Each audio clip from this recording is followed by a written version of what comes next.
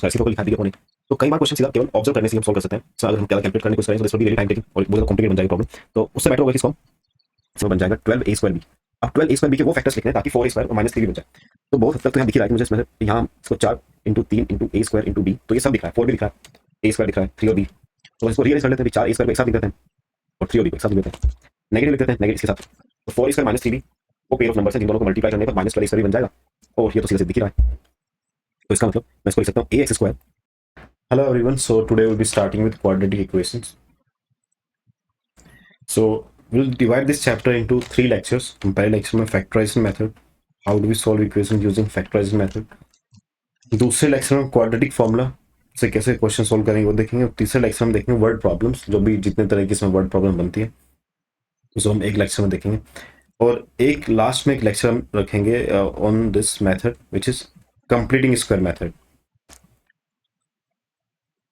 So completing square method is actually deleted from the syllabus, but for good understanding I would suggest कि ये भी तरीका हमें पता होना चाहिए क्वेश्चन सोल्व करने का. So now we'll start with factorization method. तो सबसे पहले हम देखते हैं क्वाड्रेटिक इक्वेशन को हम डिफाइन कैसे करते हैं.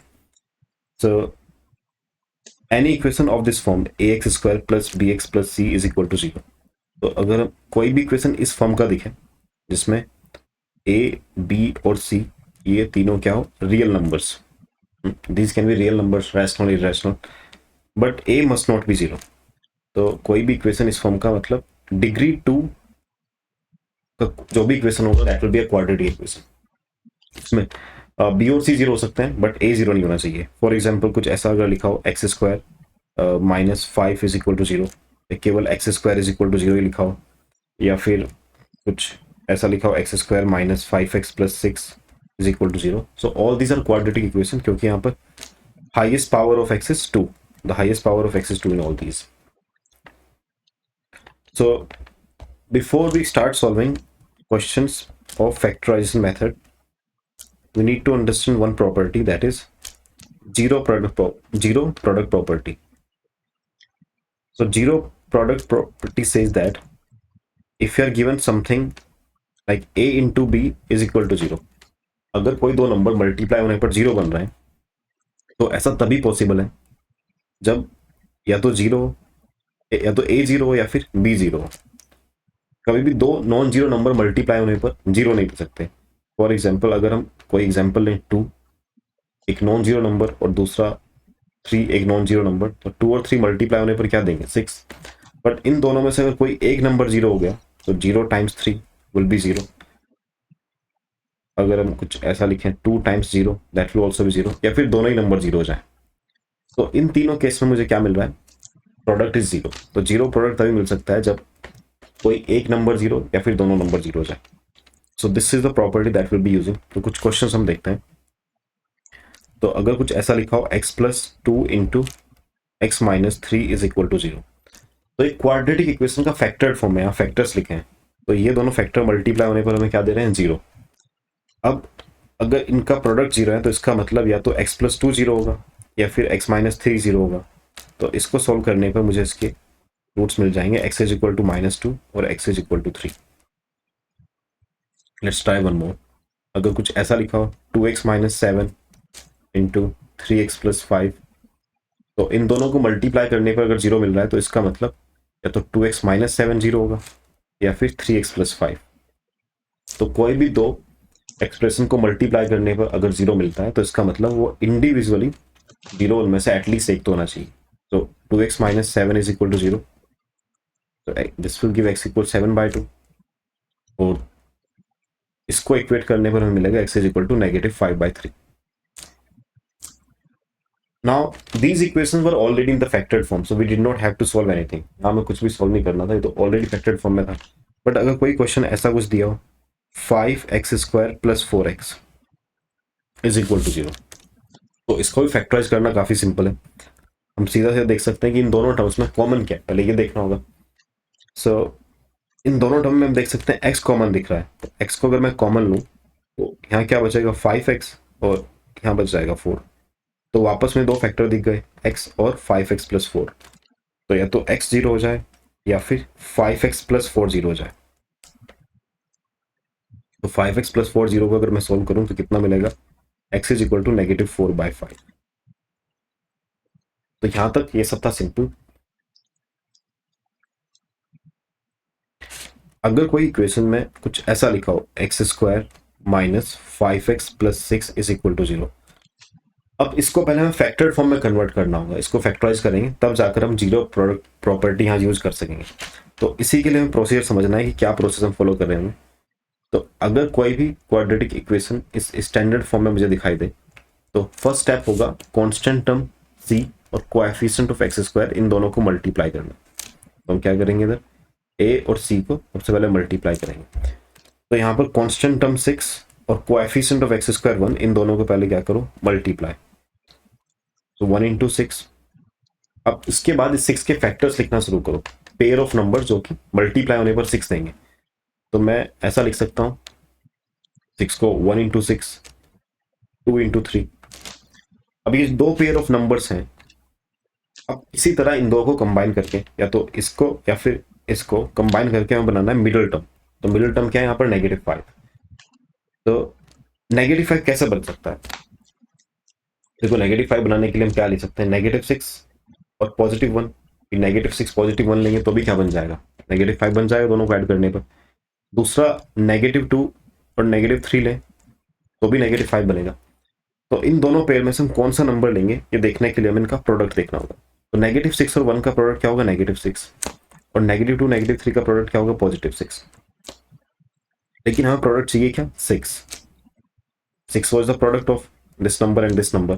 तो ओवरऑल हमें देखना क्या होता है, ऐसे दो नंबर जिनका जो प्रोडक्ट हो वो a इंटू सी के इक्वल आ जाए और उन दोनों नंबर को ऐड करने पर b के इक्वल आ जाए, मिडिल टर्म। तो this is what basically we are doing. तो यहाँ वो दो नंबर क्या है, -2 और -3। तो इस मिडिल टर्म को हम दो पार्ट में स्प्लिट करेंगे, -2x -3x प्लस 6। तो हमने -5x को दो पार्ट में लिख दिया, -2 -3। अब इन दोनों टर्म को हम ग्रुप करेंगे और फिर इन दोनों टर्म को ग्रुप करेंगे। तो पहले दो टर्म में x कॉमन, तो हम लिखेंगे x -2, और दूसरे दो टर्म में क्या कॉमन होगा, दोनों में -3 कॉमन दिख रहा है, तो नेगेटिव कॉमन लेंगे तो साइन चेंज होगा, ये नेगेटिव बन जाएगा पॉजिटिव और ये पॉजिटिव नेगेटिव। तो वापस इन दोनों टर्म्स में क्या दिख रहा है, x -2 is common to both these terms, so we can take this x -2 common, और यहाँ बचेगा x -3 इक्वल टू 0। अब ये वापस प्रोडक्ट वाली फॉर्म में कन्वर्ट हो गया, a इंटू बी इक्वल 0। तो इसका मतलब या तो x -2 0 हो जाए या फिर x -3 0 हो जाए। तो x इक्वल 2 और x equal 3, these are the two values that will satisfy this. We'll solve some more problems. Let's take another problem. Let's say if you're given x square plus 7x plus 12 is equal to 0. The first step will be to take constant term 12 and coefficient of x square, in this case that is 1. तो हम 1 और 12 को multiply करेंगे, तो 1 12 multiply करने में कितना मिलेगा, 12। और 12 के फैक्टर्स लिखेंगे, तो 12 के फैक्टर्स क्या होंगे, 1 इंटू 12, 2 इंटू 6, 3 इंटू 4। तो these are some of the possible factor. तो मुझे दो नंबर ऐसे देखने होंगे जिनको मल्टीप्लाई करने पर प्रोडक्ट 12 और उनका सम मिडिल टर्म के इक्वल आ जाए। तो मिडिल टर्म क्या है यहाँ पर, 7। तो हमें दिख रहा है 3 और 4, अगर हम +3 +4 लें तो दोनों को मल्टीप्लाई करने पर 12 और ऐड करने पर 7, so we can use 3 and 7। तो इसका मतलब इस मिडिल टर्म को स्प्लिट करके लिख देंगे x² + 3x + 4x + 12 is equal to 0।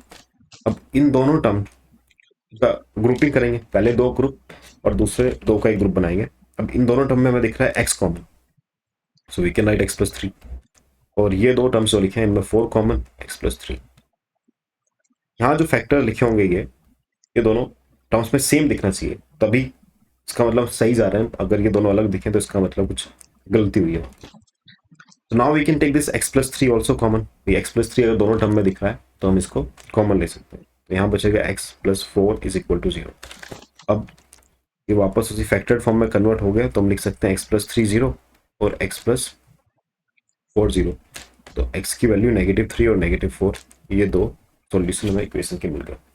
So these were the simple quadratic equation. Let's see some more examples. तो मान लेते हैं ये कुछ दिया 9x² - 3x - 2 is equal to 0। तो अब इसके लिए क्या करेंगे, पहले 9 और -2 को मल्टीप्लाई करेंगे। 9 -2 कितना देगा, -18। ये हमें लेना होगा ये कांस्टेंट टर्म और कोएफिशिएंट ऑफ एक्स स्क्वायर 9, दोनों को मल्टीप्लाई करने में -18। तो अब 18 के फैक्टर्स लिखेंगे। 18 के factors will be 1 into 18, 2 into 9, 3 times 6 is 18। और मिडिल टर्म दिख रहा है -3, तो 3 और 6 वो कंबाइन करने पर -3 बन सकता है। नेगेटिव बनाने के लिए हम बड़े नंबर को नेगेटिव रखना होगा और छोटे नंबर को पॉजिटिव। तो इन दोनों को अगर मैं मल्टीप्लाई करूं तो प्रोडक्ट कितना आएगा, -18, और इन दोनों को ऐड करने पर कितना जाएगा, -6। इसका मतलब this is that suitable pair of number जो कि हमें यूज करना है। So we can write 9x square -6x plus 3x -2 is equal to 0। अब इन दोनों को अगर हम ग्रुप करें तो we can see that 3 is common, x is common, so we can take 3x -2। 3x और -2 में कुछ कॉमन नहीं है तो हम सीधा 1 कॉमन ले सकते हैं। 1 तो कॉमन फैक्टर होगा ही सभी का, और एज इट इज इसको लिख देंगे। अब वापस 3x -2 और यहाँ भी 3x -2, तो 3x -2 को हम कॉमन लेंगे। इधर बचा 3x और यहाँ बचा +1 इज इक्वल टू 0। तो 3x -2 is equal to 0 and 3x +1 is equal to 0। तो this will give you x is equal to 2/3, comma x is equal to -1/3. Let's practice some more questions.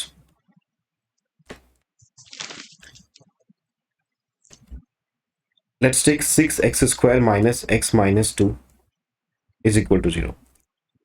So first step will be to take -2 and 6. इन दोनों को multiply करेंगे। -6 into 2 -12। 12 के factors लिखेंगे। 1 into 12 एक factor, एक pair of factor हुआ। 2 into 6 दूसरा, 3 into 4।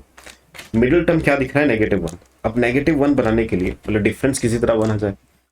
-1 4 और 3 से ही बन सकता है, तो बड़े नंबर को नेगेटिव लेंगे और छोटे नंबर को पॉजिटिव। अब -4 3 का प्रोडक्ट -12 और ऐड करने पर दोनों क्या देंगे, -1। तो हम लिख सकते हैं 6x square -4x plus 3x -2 is equal to 0। यहाँ पर ये नंबर किसी भी ऑर्डर में लिखो, फाइनल आंसर को कोई फर्क नहीं पड़ेगा। फिर मैं इसी चीज को मैं ऐसा भी लिख सकता हूँ 6x square plus 3x -4x -2 is equal to 0। -4x plus 3x लिखो या फिर +3x -4x लिखो, दैट्स द सेम थिंग। अब क्या कर लेते हैं हम इन दो को ग्रुप करेंगे, इन दो को। तो इन दोनों में क्या कॉमन दिख रहा है, 2x दोनों को डिवाइड कर सकता है, तो क्या बचेगा 3x -2 और यहाँ 1, 3x -2 is equal to 0। So this will give you 2x plus 1 and 3x minus 2 is equal to 0. अब 2x plus 1 को 0 से इक्वेट करेंगे और 3x minus 2 को, so 2x plus 1 when equated to 0 will give x equals -half, and 3x minus 2 when equated to 0 will give x equals 2/3. So x is -half and 2/3. एक बार हम ये भी solve करके देखते हैं कि क्या आंसर सेम आएगा। तो अगर इन दोनों को मैं ग्रुप करूं तो इन दोनों में 3x कॉमन, तो 3x कॉमन लेने पर बचेगा 2x प्लस 1, और इन दोनों टर्म्स में -2 कॉमन, तो यहाँ भी क्या बचेगा 2x plus 1 is equal to 0। So the factor, common factor again is 2x plus 1 and 3x minus 2 is equal to 0। तो हम देख सकते हैं वापस हमें क्या मिला है, सेम फैक्टर्स। तो इसको इक्वेट करने में मिल जाएगा -half और इसको इक्वेट करने में मिल जाएगा 2/3। तो किसी भी ऑर्डर में नंबर्स लिखो तो it won't be changing the roots. Okay, let's see some more good problems.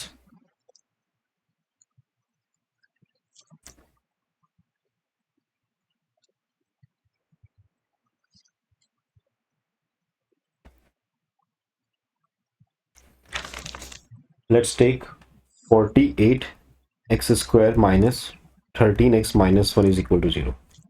So first step will be to take 48 and -1. इन दोनों का प्रोडक्ट कितना होगा, -48।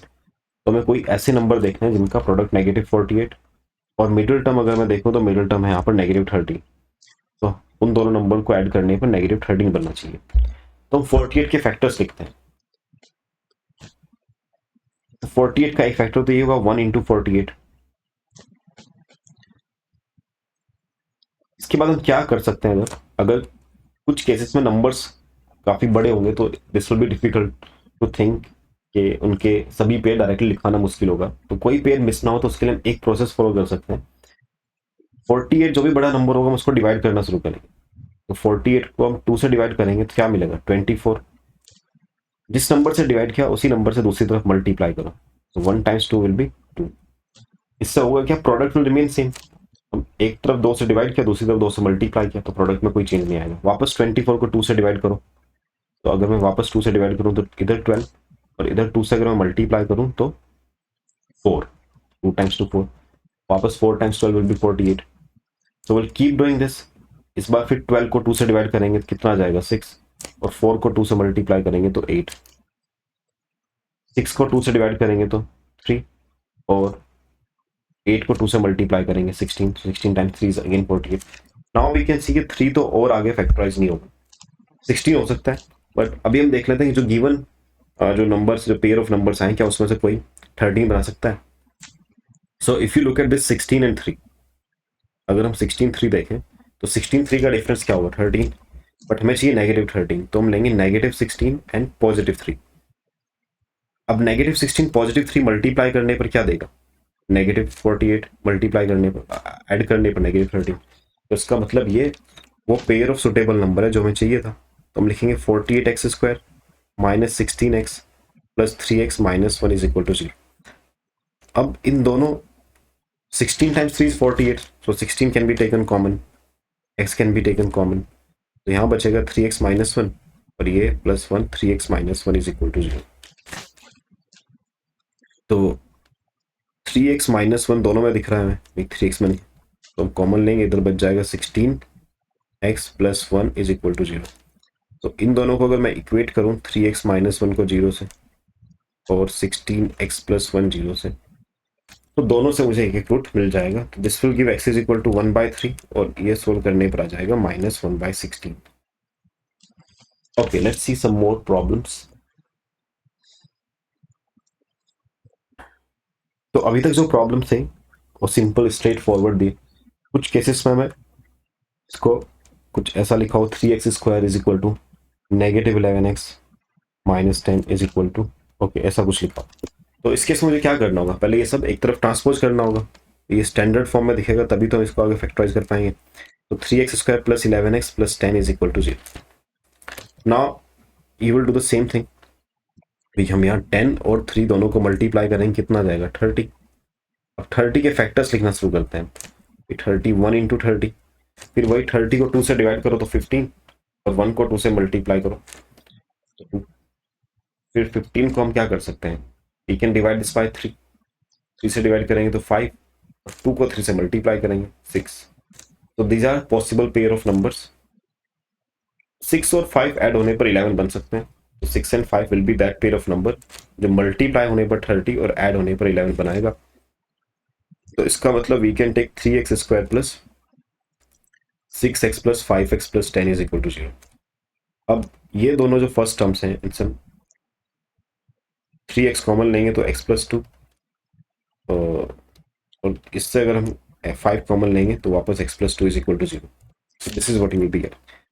सो now 3x plus 5 into x plus 2 is equal to, इन दोनों को equate करेंगे तो 3x plus 5 is equal to 0 and x plus 2 is equal to 0। तो ये देगा x is equal to -5/3 and this will give you -2। Okay, तो कुछ केसेस में हमें रीअरेंज करना होगा और तब जाकर हम वही सेम प्रोसेस फॉलो कर सकते हैं। Let's do one more question.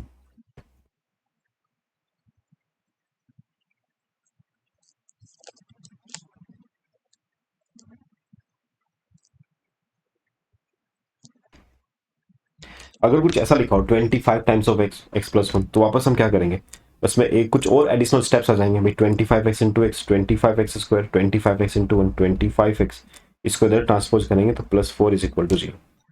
अब 25 4 को मल्टीप्लाई करूंगा मैं, ये कांस्टेंट टर्म और ये 25 दोनों देंगे 100 मल्टीप्लाई होने पर। 100 के फैक्टर जो कि ऐसे दो फैक्टर जो ऐड होने पर 25 बन जाए, तो ऐसे फैक्टर देखने के लिए हम सारे पॉसिबल फैक्टर्स के लिखना शुरू करते हैं भाई। 1 इंटू 100, 100 को 2 से डिवाइड करो 50, 1 को 2 से मल्टीप्लाई करो 2, एंड 50 को 2 से डिवाइड करो 25, 2 को 2 से मल्टीप्लाई करो 4। इसके बाद हम 25 को 5 से डिवाइड कर लेते हैं। 25 को 5 से डिवाइड करोगे तो कितना देगा 5, और इस 4 को 5 से multiply 20। So 20 and 5 is that pair of number. 20 और 5 दोनों ऐड होने पर 25 बन जाएंगे। तो मैं लिख सकता हूँ 25x² plus 20x plus 5x plus 4 is equal to 0। तो अब पहले दो से मैं क्या कॉमन लूँ, 5x कॉमन ले लेते हैं तो क्या बचेगा 5x प्लस 4। इन दोनों में कुछ कॉमन नहीं दिख रहा, तो ये 1 कॉमन लेंगे तो 5x plus 4। So finally you will get 5x plus 4 into 5x plus 1 is equal to 0।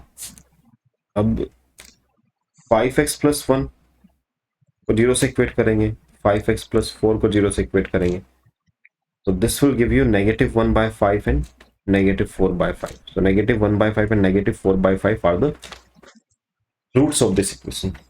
Okay.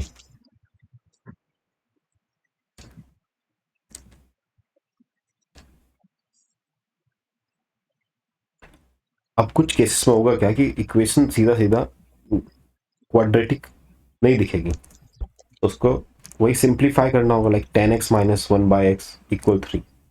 तो ऐसा कुछ अगर दिया हो तो इसमें हम क्या करेंगे इधर, ये 1 और x किसी फ्रैक्शन को सोल्व करने के लिए उसका डिनोमिनेटर सेम होना चाहिए।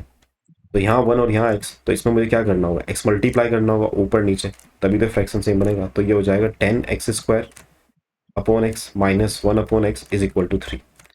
अब इसके बाद क्योंकि इनका डिनोमिनेटर सेम, तो मैं इसको लिख सकता हूँ 10x² minus 1 divided by x is equal to 3।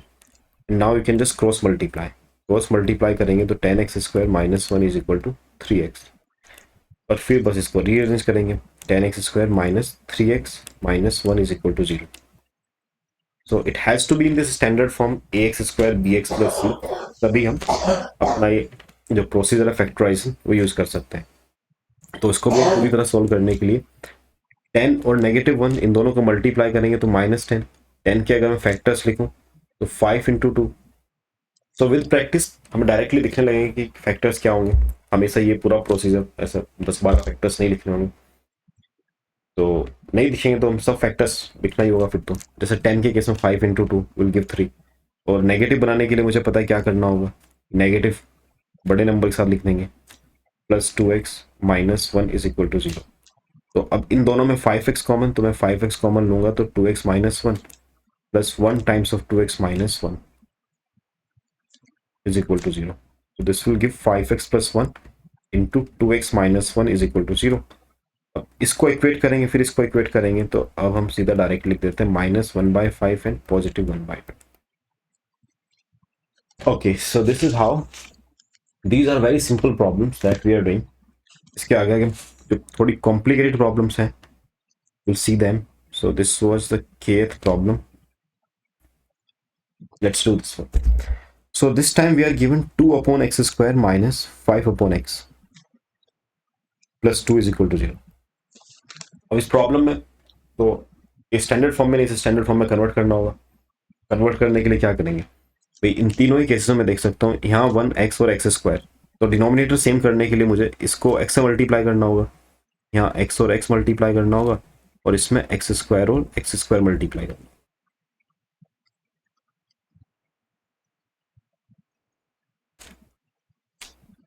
So this will give 2 minus 5x plus 2x² divided by x² is equal to 0. Now you can just multiply both sides by x²। अब अगर मैं दोनों तरफ x² multiply करूं, इधर भी तो ये x² कैंसिल। तो फाइनली स्टैंडर्ड फॉर्म में हम लिखेंगे 2x² minus 5x plus 2 is equal to 0। अब 2 और 2 मल्टीप्लाई करने पर बनेगा 4, तो 4 के फैक्टर्स होंगे 1 × 4 and 1 and 4 will add up to be -5 अगर दोनों के साथ में नेगेटिव लिख दूँ तो अब हम लिख सकते हैं इसको 2x² minus x 1x is -x minus 4x plus 2 is equal to 0। अब इन दोनों से और इन दोनों से कॉमन टर्म्स बाहर लेंगे तो इसमें x बचेगा 2x माइनस 1, और इसमें -2 कॉमन लेने पर 2x minus 1 is equal to 0। So we are left with x minus 2 times of 2x minus 1 is equal to 0. So x will be 2 and x will be positive half. Okay.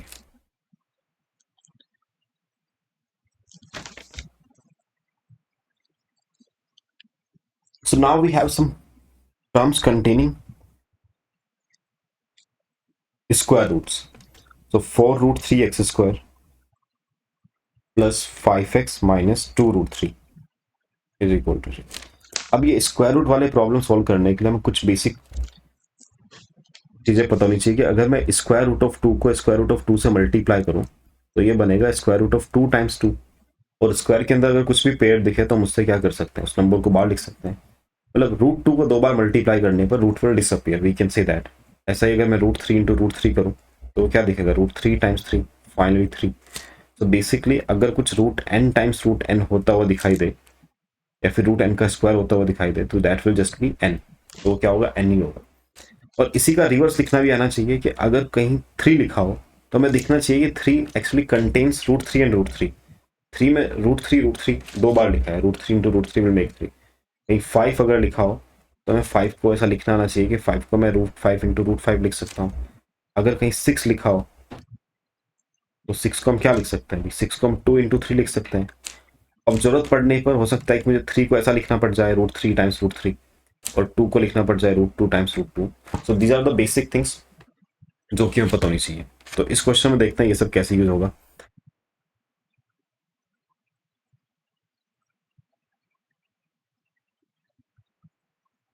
So the first thing will be to, इन दोनों का product हम लिखेंगे. तो 2 root 3 और 4 root 3 को अगर मैं मल्टीप्लाई करूं, एक नेगेटिव साइन है यहाँ पर, तो 2 इंटू 4, 2 और 4 को मल्टीप्लाई करने पर 8, और अभी हम देखा रूट 3 को रूट 3 से मल्टीप्लाई करूंगा कितना आएगा 3, तो 8 टाइम 3 इज 24. इसका मतलब 24 के हम फैक्टर्स करने होंगे, 24 के वो फैक्टर्स जिससे 5 बन जाए. तो हम लिख सकते हैं 8 times 3, there will be many factors, but as you will practice so you will directly you will be able to figure it out directly कि वो क्या फैक्टर्स होंगे जो हमारा ये सेटिस्फाई करेंगे इस कंडीशन को. अब 8 और 3 से 5 बनाना होगा तो कैसे बनेगा, 8 लेना होगा और नेगेटिव 3, तो 8 and negative 3 will make this 5. हम लिख देते हैं इधर 4 root 3x square plus 8x minus 3x minus 2 root 3 is equal to 0. अब इन दोनों टर्म्स में भी यहाँ 4 और यहाँ 8, 4 और 8 में क्या कॉमन होगा, 4, 4 ही कॉमन होगा, तो हम लिख सकते हैं 4 को कॉमन, एक x कॉमन होगा, तो यहाँ बचेगा क्या, रूट 3x प्लस 2. अच्छा, अभी तक हमने देखा कि जो भी टर्म यहाँ दिखता है वो सेम टर्म कहाँ दिखना चाहिए, यहाँ दिखना चाहिए. So this will also help you solve such problems कि मुझे पता है यहाँ तो यही टर्म बनना चाहिए ना, रूट 3x प्लस 2. अब हम देख रहे हैं कि हमने एक्चुअल में कॉमन क्या लिया होगा इसमें. तो अभी हमने देखा था कि ये जो नेगेटिव 3x नेगेटिव 2 रूट 3 लिखा है, so every 3 contains root 3 and root 3. Root 3 में 3 में रूट 3 टाइम्स रूट 3, 2 बार रूट 3 होगा ऐसा लिख सकते हैं. तो इसका मतलब इस 3 में क्या लिखा है, negative root 3x minus 2 root 3. तो इसका मतलब एक बार रूट 3 हम कॉमन ले सकते. तो जैसे हम नेगेटिव रूट 3 कॉमन लेंगे तो बचेगा क्या, रूट 3x और नेगेटिव कॉमन ले, दोनों साइन बदल जाएंगे, plus 2. Way getting the same thing, यहाँ भी ये लिखा था यही. तो दूसरा तरीका है कि मैं रूट 3x प्लस 2 यहाँ लिखा है तो उसको यहीं वापस दोबारा लिख दूँ, तो फिर हम देख लें कि आखिर कॉमन क्या लिया. 2 लिखा है, रूट 3 बाहर गया नेगेटिव के साथ, तो negative root 3. So this is how the questions having this radical sign root can be solved. Now इन दोनों में रूट 3x प्लस 2 इसको कॉमन लेंगे तो रूट 3x प्लस 2 बाहर, और ये बचा 4x माइनस रूट 3. अब इस फैक्टर और इस फैक्टर इन दोनों को 0 से इक्वेट करेंगे तो minus 2 by root 3 and root 3 by 4. So this is what you will be getting.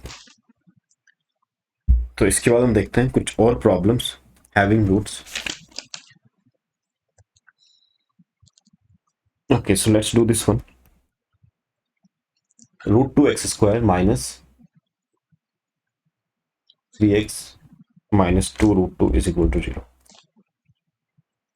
तो नेगेटिव 2 रूट 2 को अगर मैं रूट 2 से मल्टीप्लाई करूं तो root 2 into root 2 will be 2. Root को 2 बार मल्टीप्लाई करने पर रूट विल डिसअपियर, तो क्या आएगा, नेगेटिव 4. अब 4 के फैक्टर लिखने हैं ताकि 3 बन जाए. एक ही है तरीका इसका कि 1 इंटू 4 लिखें, बट नेगेटिव 3 चाहिए तो हम नेगेटिव 4 और 1 लेंगे, नेगेटिव 4 और 1. So you will write root 2x square negative 4x plus x minus 2 root 2 is equal to 0। अब इन दोनों टर्म्स में मैं क्या कॉमन ले सकता हूँ?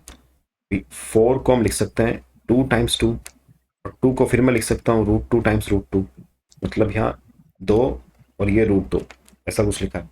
तो we can actually take root 2x common. Root 2x common लेने पर यहाँ क्या बचेगा? केवल x, और इसमें 2 रूट 2 और रूट 2 लिखा है। तो अगर मैं एक बार रूट 2 कॉमन लूंगा तो 2 रूट 2 बच जाएगा, तो इसमें बचेगा minus 2 root 2। This is how. अब इन दोनों में कुछ कॉमन नहीं दिख रहा तो हम लिखेंगे 1x minus 2 root 2 is equal to 0। So you will get root 2x plus 1 times x minus 2 root 2 is equal to 0. अब इन दोनों को जैसे मैं 0 से इक्वेट करूंगा, so x will be minus 1 upon root 2 and 2 root 2. Okay, so this is how such problems can be solved.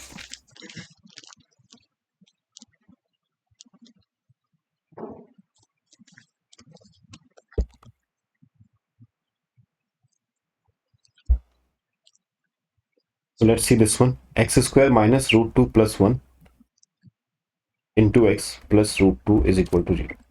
यहाँ constant term root 2 और कोएफिशिएंट ऑफ एक्स स्क्वायर 1, इन दोनों को मैं मल्टीप्लाई अगर करूँ रूट 2 इंटू 1 से क्या मिलेगा? रूट 2 ही मिलेगा। अब मिडिल टर्म अगर हम ऑब्जर्व करें तो मिडिल टर्म में मुझे रूट 2 और 1 चाहिए, रूट 2 प्लस 1। तो रूट 2 का सिर्फ एक ही फैक्टर तो हम लिख सकते हैं, रूट 2 का मैं लिख सकता हूँ रूट 2 इंटू 1, और इन दोनों को ही ऐड करने पर क्या बन जाएगा? ये बन जाएगा।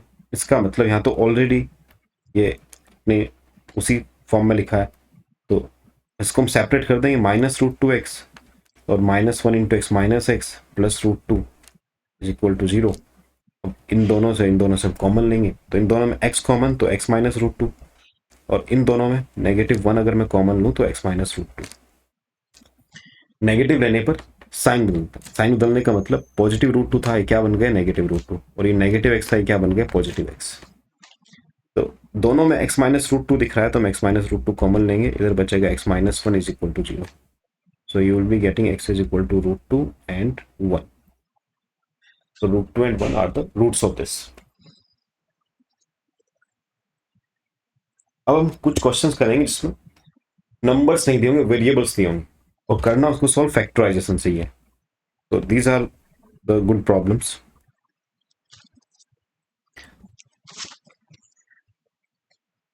So problems having variables.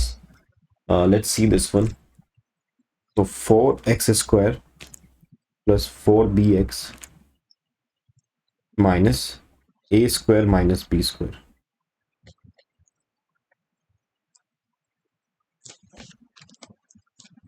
तो यहाँ अगर हम देखें कांस्टेंट टर्म हुआ a square minus b square, ये 4, तो 4 को मुझे a square minus b square से मल्टीप्लाई करना है और एक नेगेटिव, और ये ऐड और सब्ट्रैक्ट कुछ होने पर क्या बनना चाहिए? 4b बनना चाहिए। तो अब इसके फैक्टर्स लिखने होंगे। 4 के फैक्टर्स हम लिख सकते हैं आसानी से, बट इस a square minus b square से ये b कैसे होना है? तो इसको पूरी तरह फैक्टराइज करने की कोशिश करते हैं। 4 को मैं लिख सकता हूँ 2 इंटू 2, और a square minus b square को हम लिख सकते हैं a minus B into A plus b. अब 4b दिखने के लिए a किसी तरह कैंसिल हो जाना चाहिए, तो हम क्या करेंगे? एक 2a प्लस बी के साथ लिखेंगे और एक 2a माइनस बी के साथ, 2 times of a plus b और 2 times of a minus b. Basically इस पूरे टर्म को हम ऐसा लिख सकते हैं twice of a plus b times twice of a minus b. देखो 2 इंटू 2 4, a प्लस बी इंटू a माइनस बी again give a square minus b square, and we want to make this positive 4b। Positive 4b कैसे बनेगा? Now we need to decide that.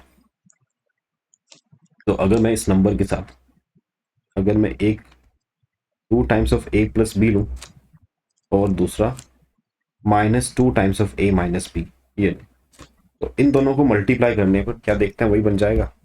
तो 2 into minus 2 will give negative 4, और a plus b और a minus B multiply होने बन जाएगा इसका minus b square.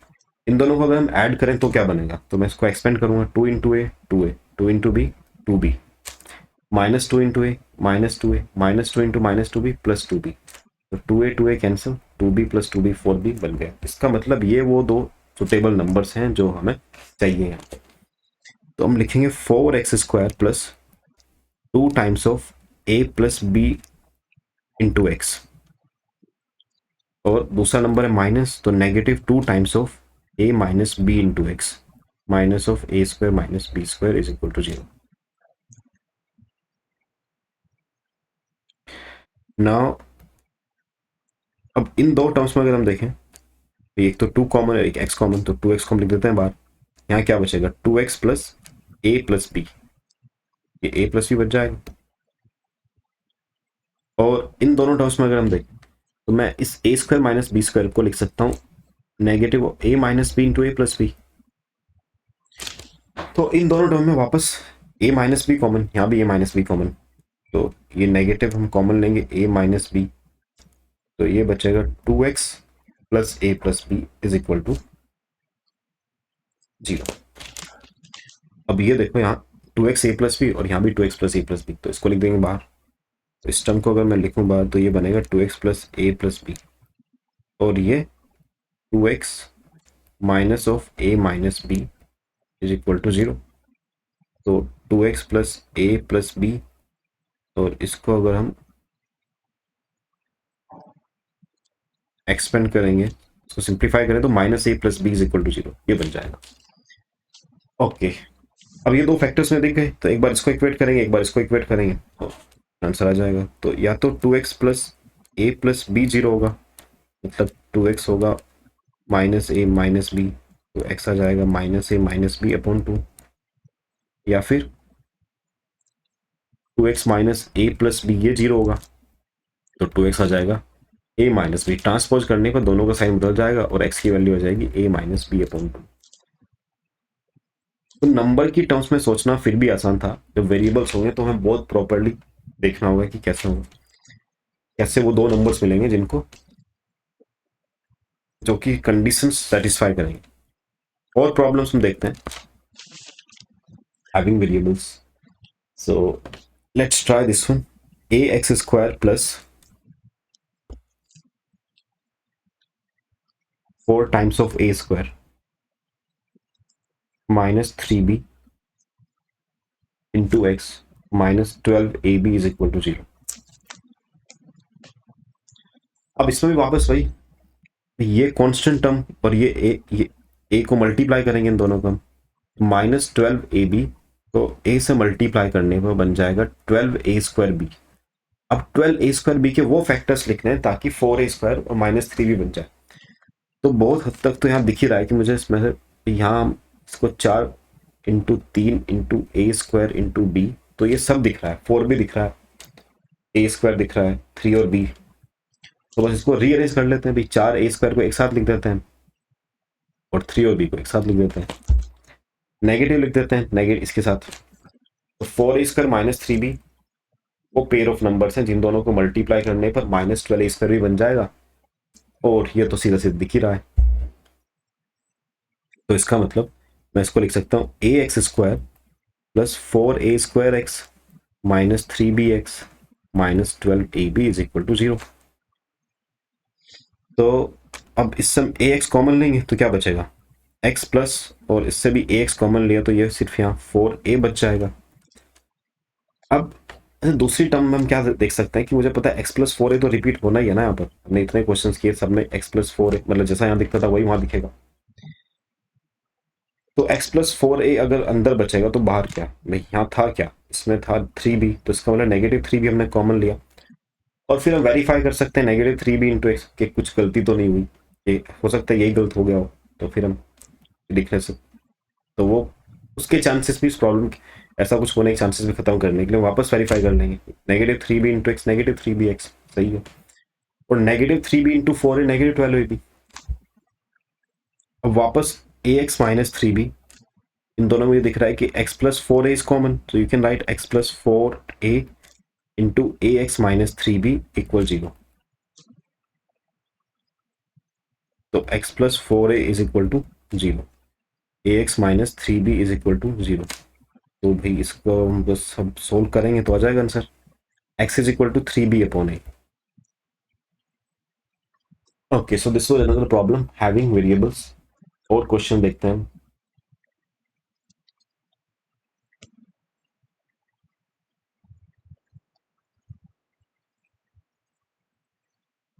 Okay so अब इसके अलावा कुछ क्वेश्चंस में क्या होगा कि फैक्टराइजेशन करने की जरूरत ही नहीं होगी, इनको हम बिना फैक्टराइजेशन के सॉल्व कर सकते हैं. So let's see this one. So we have a problem in which x minus 1 by 2 to the power 2 is 4. अगर ऐसा कुछ लिखा हो कि x स्क्वायर 4 है तो हम क्या करते हैं अभी, x क्या होगा, स्क्वायर रूट ऑफ 4 प्लस और माइनस x की वैल्यू क्या आ जाएंगी, प्लस माइनस 2. पॉजिटिव 2 का स्क्वायर करें तो भी क्या मिलेगा 4, या नेगेटिव 2 का स्क्वायर करें तो भी 4 मिलेगा. तो यहाँ पर बस x की जगह क्या आ गया, x माइनस हाफ. तो वही काम करेंगे, x minus half is equal to plus minus square root of 4. तो x माइनस हाफ की के लिए दो पॉसिबिलिटीज है, तो x माइनस हाफ 2 आ जाए या फिर माइनस 2. तो अब इन दोनों को अलग अलग सोल्व कर लेंगे कि x माइनस हाफ 2 और x माइनस हाफ माइनस 2. मतलब x की वैल्यू या तो 2 प्लस 1 बाई 2 होगी या फिर x की वैल्यू माइनस 2 प्लस 1 बाई 2 होगी. अब ये फ्रैक्शन सोल्व करना तो आता ही होगा, कैसे हम करेंगे, 2 और 2 मल्टीप्लाई करेंगे, डिनोमिनेटर सेम. तो 4 plus 1 by 2 that is 5 by 2. And this will B, इसमें भी हम क्या करेंगे, 2 मल्टीप्लाई करेंगे दोनों में. Minus 4 plus 1 by 2 will B minus 3 by 2. तो x की ये दो वैल्यूज हैं जो कि इक्वेशन को सेटिस्फाई करेंगे. तो हर केस में फैक्टराइजेशन करना जरूरी नहीं होगा, कुछ केसेस में directly we can solve using the by just by taking square root. Okay, let's do one problem.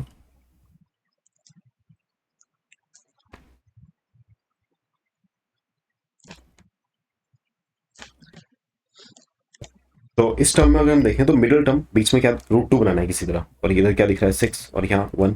तो 1 और 6 के अगर हम फैक्टर्स लिखूं तो 1 इंटू 6 का प्रोडक्ट क्या होगा 6. 6 के फैक्टर्स अगर हम लिखें तो एक तो ये होगा 1 इंटू 6, दूसरा होगा 3 इंटू 2. तो अब 1 इंटू 6 लें या 3 इंटू 2 लें, क्योंकि 3 और 2 4 रूट 2 तो नहीं बनेगा किसी तरह, 1 6 से भी नहीं बनेगा, सीधा सीधा नहीं बनता वो दिख रहा है. बट मुझे पता है कि 2 से किसी तरह हम रूट 2 तो बना सकते हैं. तो इस 2 को ऐसा करो, 2 को रूट 2 टाइम्स रूट 2 लिख दो और 3 को लिख दो 1 इंटू 3. अब इस केस में हम क्या करते हैं, एक रूट 2 इस 3 के साथ लिख दो और एक रूट 2 इस 1 के साथ लिख दो, मतलब रूट 2 इंटू 2 रूट 3, 3 रूट 3 इस 3 के साथ. तो रूट 2 और 3 रूट 3 अगर मल्टीप्लाई करेंगे तो वापस कितना मिल जाएगा, 6 मिल जाएगा, और दोनों को ऐड करने बन जाएगा नेगेटिव. तो यहाँ रूट 2 लिखा, रूट, और दोनों के साथ साइन क्या लेना होगा, negative, negative root 2 and negative 3 root 2. Multiply करने पर 6 और ऐड करने पर नेगेटिव 4 रूट 2. तो this is how we can do. So we can write x square minus root 2 x minus 3 root 2 एक्स प्लस 6 इज इक्वल टू 0. इन दोनों में x common, so you will get x minus root 2, और इन दोनों में negative. अब वापस देखो 6 को मैं क्या लिख सकता हूँ, 6 को हम लिख सकते हैं 3 इंटू 2, 2 को लिख सकते हैं रूट 2 इंटू रूट 2. तो इसमें भी 3 रूट 2 दिख रहा है, इसमें भी 3 रूट 2 दिख रहा है, इसका मतलब नेगेटिव 3 रूट 2 कॉमन लेंगे तो क्या बचेगा, x minus root 2 is equal to 0.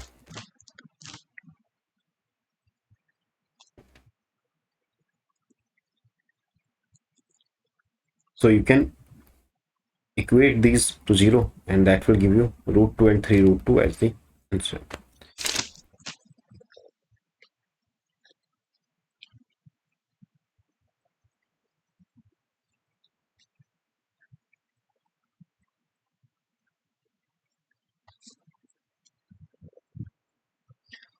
Okay, तो कुछ प्रॉब्लम सॉल्व करने से पहले हम एक ये रिजल्ट देखते हैं कि अगर मुझे a upon B plus c upon d इस फ्रैक्शन को सॉल्व करना हो तो हम क्या करेंगे. तो उसका डिनोमिनेटर सेम बनाएंगे हम. तो डिनोमिनेटर सेम बनाएंगे तो इसके साथ इधर d दिख रहा है तो हम इधर यहाँ d मल्टीप्लाई करेंगे ऊपर नीचे, और इधर b दिख रहा है तो इसमें भी ऊपर नीचे b मल्टीप्लाई करेंगे. तो ये बन गया bd और नीचे इधर भी bd. तो ये बना ad plus b time c divided by b into D. But इस यही काम जल्दी से करने के लिए हम क्या कर सकते हैं, अगर कहीं a अपॉन बी और c अपॉन डी ऐसा कुछ दिखे तो हम सीधा सीधा एक क्रॉस मल्टीप्लिकेशन यूज कर सकते हैं. a को d से मल्टीप्लाई करो, b को c से मल्टीप्लाई करो, और इधर नीचे b को d से.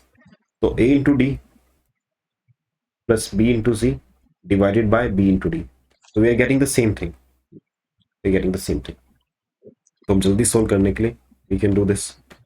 Now will solve some problems, इसमें केवल थोड़ा सिंप्लीफिकेशन करना है।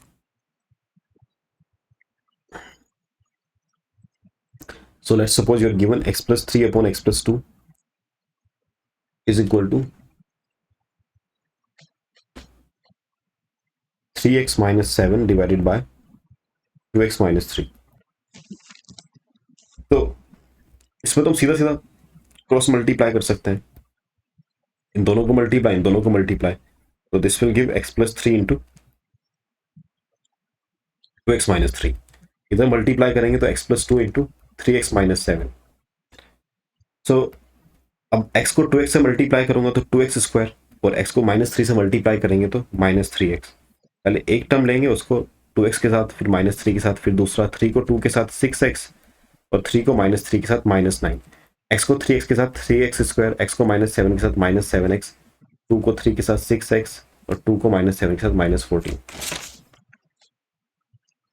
तो 2x स्क्वायर -3 + 6 कितना होगा, +3x, -9 is equal to 3x square -7x + 6x -x -14। अब ये सारे टर्म्स को हम एक तरफ ले आते हैं, तो 2x - 3x स्क्वायर कितना होगा, -x square, 3x + x + 4x, -9 + 14 + 5 is equal to 0। Now what we can do, इसको हम नेगेटिव से मल्टीप्लाई करेंगे तो सबके साइन बदल जाएंगे। नेगेटिव से मल्टीप्लाई करने पर इधर भी अगर मैं एक -1 मल्टीप्लाई कर दूं, उधर भी -1 मल्टीप्लाई कर दूं, तो negative into negative will make this x square -4x -5, दूसरी तरफ कुछ फर्क नहीं पड़ेगा। और इसके बाद जो मेथड्स अभी हम देखते हैं उससे हम सोल्व कर लेंगे। So the purpose of solving this question, कि किसी भी तरह का क्वेश्चन ना बच जाए, सभी जो तरह की जो टाइप के क्वेश्चन हम पूछते हैं वो सब क्वेश्चंस हम कोशिश करेंगे सोल्व करें। तो this was one of the question. तो कुछ प्रॉब्लम्स में हमें क्या देखने को मिलेगा कि रेसिप्रोकल्स देखने को मिलेंगे, और रेसिप्रोकल्स को अगर हम एक दूसरे वेरिएबल सब्स्टिट्यूट करेंगे तो वो प्रॉब्लम्स आसानी से सोल्व हो जाएंगे। तो for example if we take x + 1 over x - 1 and -x - 1 over x + 1 is equal to 5/6। तो इधर अगर हम ऑब्जर्व करें तो ये लिखा है x + 1 over x - 1, और दूसरी तरफ x - 1 upon x + 1। तो यहाँ न्यूमरेटर डिनोमिनेटर केवल इंटरचेंज हो रहे हैं। x + 1 upon x - 1 का रेसिप्रोकल क्या है, x - 1 over x + 1।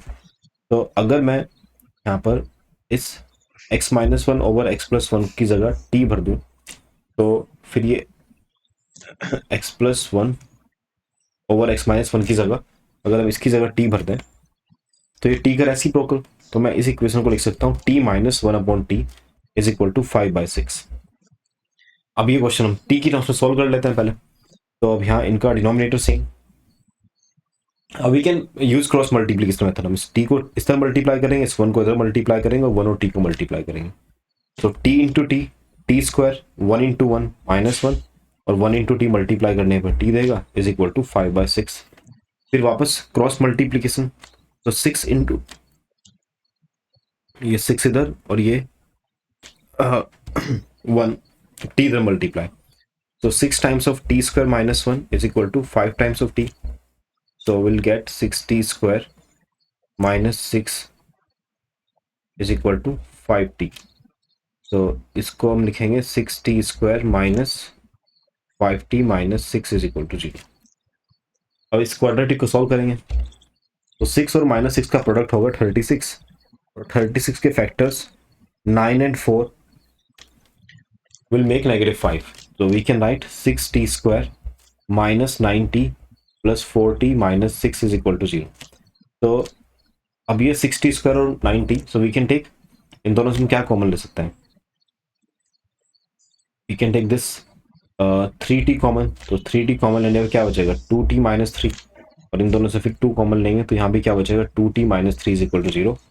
तो ये फाइनली बन जाएगा 3t + 2 times of 2t - 3 is equal to 0। तो इसको 0 से इक्वेट करने पर t की वैल्यू आएगी -2/3, और दूसरी t की वैल्यू आएगी 3/2। तो ये दो वैल्यूज, बट हमें तो x फाइंड करना है, तो x की क्या वैल्यूज है हमारे पास, x + 1, तो t की जगह वापस हम क्या रख देंगे, x + 1 over x - 1। तो या तो x + 1 over x - 1 -2/3 के बराबर होगा, या फिर x plus one over x minus one 3/2 के बराबर होगा। अब इन दो इक्वेशंस को सॉल्व करेंगे तो हमें सीधा सीधा x मिल जाएगा। तो वापस क्रॉस मल्टीप्लाई, तो 3 into x 3x, 3 into one 3, -2 into x -2x, -2 into -1 +2। तो 3x plus 2x is equal to 2 - 3, तो 5x आया -1 के बराबर। तो x की वैल्यू -1/5। तो एक पॉसिबल वैल्यू है x की -1/5। दूसरी वैल्यू देखते हैं। तो इधर भी cross multiply, 2 into x 2x, 2 into one 2, 3 into x 3x -3। तो 2x - 3x will be equal to -3 -2। तो ये आ जाएगा -x -5। तो x की वैल्यू 5। तो x या तो 5 या -1/5। So these are the two values of x। दूसरा, let's do one more problem. तो एक प्रॉब्लम देखते हैं, हैविंग रेसिप्रोकल एंड वेरिएबल्स, इसमें नंबर्स नहीं दिखेंगे, x minus A upon x minus B plus x minus B upon x minus A is equal to a upon B plus B upon A. अब ये problem numbers नहीं है, केवल हमें a b x find करना है। तो अगर हम ऑब्जर्व करें, यहाँ क्या लिखा है, x माइनस ए ओवर x माइनस बी, और दूसरी तरफ उसी का रेसिप्रोकल लिखा है, ये x माइनस ए ओवर x माइनस बी का रेसिप्रोकल इधर लिखा है। और इधर भी अगर हम देखें दूसरी तरफ भी क्या लिखा है, a अपॉन बी, और उसके साथ में उसका रेसिप्रोकल लिखा है b अपॉन ए। तो कई बार क्वेश्चन सीधा केवल ऑब्जर्व करने से ही हम सॉल्व कर सकते हैं। इसमें अगर हम ज़्यादा कैलकुलेट करने की कोशिश करेंगे तो this will be really time taking और बहुत ज़्यादा कॉम्प्लिकेट बन जाएगा प्रॉब्लम।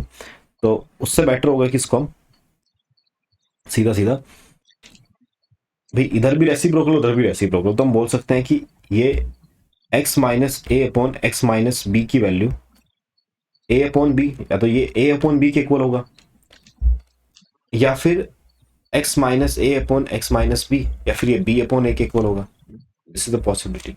मतलब यहाँ पर हो क्या रहा है कि अगर कुछ ऐसा लिखा हो, इसकी जगह कोई सिंपल एग्जांपल लें कि x plus one upon x, ऐसा कुछ लिखा हो 5 प्लस 1/5, तो हम कहेंगे या तो ये x इस 5 के इक्वल होगा, अगर x 5 होगा तो अपने आप ही 1/x क्या हो जाएगा, 1/5। या फिर हम ऐसा बोल सकते हैं कि x 1/5 के इक्वल होगा, ये x 1/5 के इक्वल होगा तो 1/x कितना हो जाएगा, 5 के equal. So this is basically what we are doing. अब इसको हम सोल्व कर लेंगे। इसको सोल्व करने के लिए cross multiply, so b into X B X minus B A is equal to A X minus A B. X वाले टर्म्स हम एक तरफ लाएंगे तो B X minus A X is equal to ये उधर, जो minus A B plus B A B. Okay, so this AB BA will cancel out. So one of the possible value, this will cancel out. This will cancel out. So it means x times b minus a is equal to 0.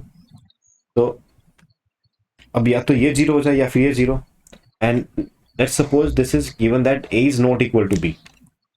अगर a b के equal नहीं हुआ तो ये 0 नहीं हो सकता। Then only possibility of is that x has to be 0. This is one of the possibility. हम इसको सॉल्व करते हैं। तो a into x minus a into a square, b into x bx, b into negative b minus b square. We are just doing cross multiplication. तो एक बार मैं proper लिख देता हूँ इसको, a into x minus a equal b into x minus b. So this is what we are doing.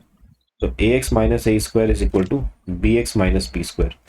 तो अब ये टर्म x वाली टर्म एक तरफ लेकर आएंगे तो दूसरी तरफ ये नेगेटिव स्क्वायर उधर जाकर पॉजिटिव है स्क्वायर माइनस बी स्क्वायर। तो इससे अगर मैं x कॉमन लूँ तो यहाँ क्या बचेगा, a माइनस बी, दूसरी तरफ a minus B into A plus B.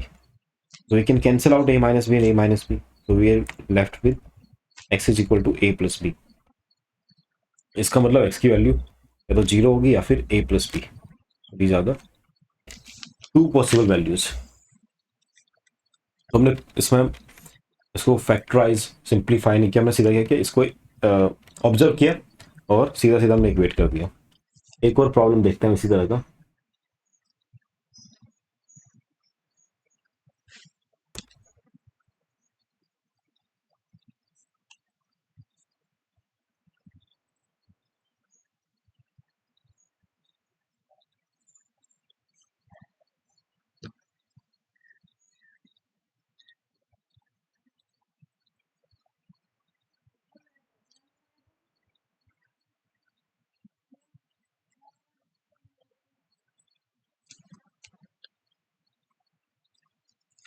So now we have one problem, x minus 1 upon 2x plus 1 और 2x plus 1 upon x minus 1.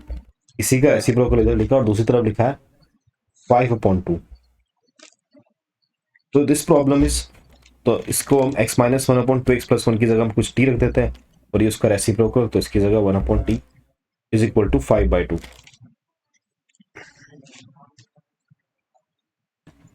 So t into t square plus 1 divided by t is equal to 5/2. Cross multiply 2t square plus 2 is equal to 5t. So this will give 2t square minus 5t plus 2 is equal to 0. So 2 times 2 will be 4.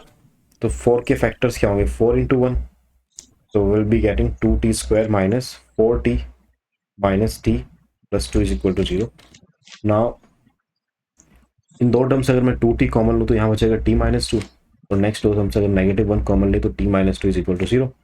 So 2t minus 1 times of t minus 2 is equal to 0. तो t की value आ जाएगी 2.5. 2.5 are the numbers that will satisfy this. इस problem को हम सीधा सीधा ऐसा भी कर सकते थे कि मुझे कुछ t plus 1/t दिख रहा था 5/2. So we know that 5/2 is 2.5. तो 2.5 का मैं ऐसा लिख सकता हूँ 2 plus 1/2 एंड 2.5 क्या है? रेसिप्रोकल. तो या तो t की वैल्यू 2 होगी या फिर t की वैल्यू हाफ के इक्वल होगी, तो हम डायरेक्टली भी सोल्व कर सकते हैं. जैसे कि एक और क्वेश्चन देखते हैं इस तरह का, x plus 1 upon x is equal to 25 whole 1/25. तो इस प्रॉब्लम को अगर मैं देखूं तो ये दूसरी तरफ क्या लिखा है? 25 और 1/25 को मैं ऐसा लिख सकता हूँ 25 plus 1 upon 25. तो इस तरफ भी नंबर उसका रेसिप्रोकल, दूसरी तरफ भी नंबर और उसका रेसिप्रोकल. तो या तो x की वैल्यू 25 होगी, अगर x 25 हुआ तो 1 upon x कितना होगा? 1 upon x 1/25 हो जाएगा. और दूसरी पॉसिबिलिटी कि x खुद 1/25 हो जाए तो उसका रेसिप्रोकल 1/x तो कितना हो जाएगा? 25. सो this is one of the solution. पूरी तरह सिंप्लीफाई करेंगे अगर हम फैक्टराइज करेंगे तो भी क्या है? यही आंसर आएगा. So sometimes just by observation we can get the correct answer.